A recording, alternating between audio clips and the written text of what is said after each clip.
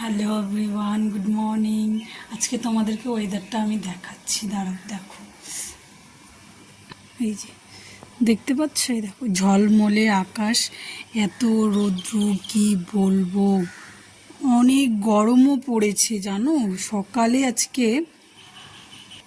সকাল আজকে আমি 6:30টায় উঠেছি। উঠে দেখি এরকম ওয়েদার, মনে হচ্ছে দুপুর 12টা বাজে।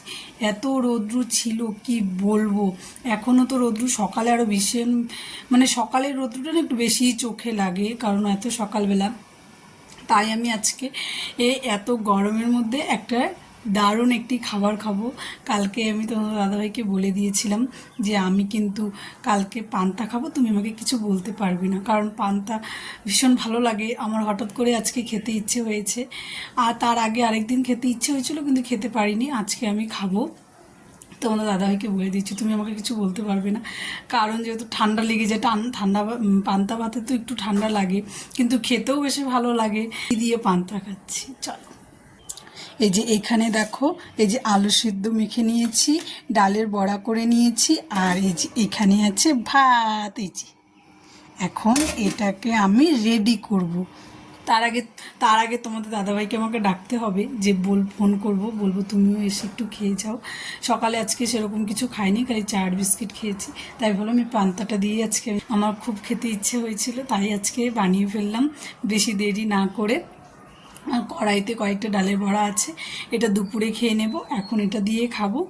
দারুণ টেস্টি খাবার। কে কে পান্তা খেতে ভালোবাসে অবশ্যই বলবে। আমার তো ভালো লাগে, কিন্তু ওই যে বললাম খেতে পারি না, বেশি খেলে একটু অসুবিধা হয়ে যায়। তাই আজকে হঠাৎ করে মন চাইলো, তাই খেয়ে নিচ্ছি। আর এত গরমের মধ্যে একটু পান্তা খেলে বেশ ভালো লাগবে, আরাম লাগবে। তাই ভাবলাম একটু খেয়ে নিই। যে গরম পড়েছে কালকের থেকে, কেন গরম পড়বে না, যেহেতু আর দুদিন পরে ষষ্ঠী, মনে হয় সামনে রবিবারে ষষ্ঠী আছে, তাহলে গরম তো পড়বেই। এখন তো আম কাঁঠাল পাকছে, যেহেতু গরম তো দেবেই। কি বলবো, এত গরম, মানে নাজেহাল অবস্থা হয়ে যাচ্ছে একদম এত গরমে। দুদিন আগেও ভালো ছিলাম, ওয়েদারটা বেশ আরাম ছিল, কিন্তু কালকের থেকে ভীষণ গরম দিয়েছে। রাত্রে একদমই ঘুমোতে পারছি না, কি বলবো। ফ্যানের হাওয়া তো লাগে না, আর মশারি লাগালে তো একদমই লাগে না ফ্যানের হাওয়া, কিন্তু মশারি ছাড়া আমি ঘুমোতে পারি না একদমই। আমি অভ্যস্ত নই, আমার একটু কেন জানি ভয় লাগে, আমি জানি না মশারি না লাগালে আমার কেন ভয় লাগে। মনে হচ্ছে কি ঘুমোবো, মনে হচ্ছে কি যেন একটা আরশোলা পড়ে গেল, টিকটিকি নিচে পড়ে আসলো, আরও নানান ধরনের পোকামাকড়। মোবাইলে অনেক কিছু দেখি, তো ওইগুলো দেখলে না আমার ভয় লাগে, চিন্তা আসে। তার মধ্যে ছেলেটাও ঘুমায়, তাই আমি ভাবি না, মশারি তো লাগাতেই হবে। তাই আমি মশারি লাগিয়েই ঘুমাই, মশারি ছাড়া কোনোদিনও আমি ঘুমাই না। আর মশারি লাগিয়েছি, ভীষণ গরম, একদমই হাওয়া মশারির মধ্যে হাওয়া তো লাগেই না, কি বলবো। আমি এখনও কথা বলছি, ঘেমে যাচ্ছি, কি বলবো।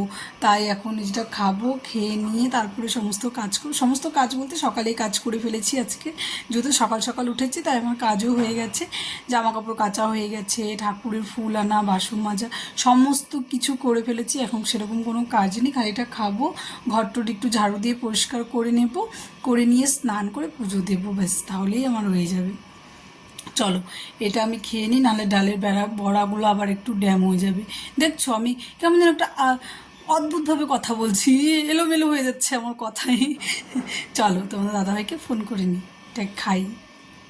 এই যে দেখো আমি পান্তা রেডি করে নিয়েছি, ডালের বড়া, আলু সিদ্ধ, ওই যে ভাত, তেল, তার উপর একটু সরষের তেল দিয়ে দিয়েছি। এখানে তো কাঁচা লঙ্কা, ডালের বড়া, আলু সিদ্ধ, ভাত সেম একই, সরষের তেল দিয়ে নিয়েছি। তোমাদের দাদাভাইকে ফোন করেছি, বললো আসো, বললো যে আমি আসছি, তুমি রেডি করো, তাই আমি রেডি করে নিলাম। এখন এটা খাবো, দারুণ টেস্টি। দেখি